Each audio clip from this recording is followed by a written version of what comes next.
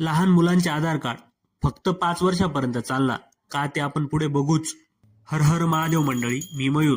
आजचा आपला 6वा दिवस. गावाकडे सकाळी लवकर उठण्याची वेगळीच मजा असते, पण निसर्गाच्या सानिध्यात राहून पक्ष्यांचा किलबिलाट, देवळाची सकाळची काकडा आरती, हे सर्व कानावर पडणारे आवाज आपल्याला अनुभवायला मिळतात.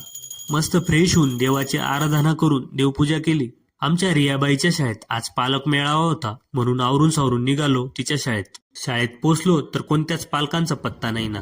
रियाच्या सरांना भेटलो तर सर म्हणाले, रियाचा नवीन आधार कार्ड बनवायला लागेल, कारण की आता तिचं आधार कार्ड 5 वर्षापेक्षा जास्त झालंय. तिचं जुनं आधार कार्ड अपडेट करावे लागेल, कारण लहान मुलांचं आधार कार्ड फक्त 5 वर्षापर्यंत वैध असतं.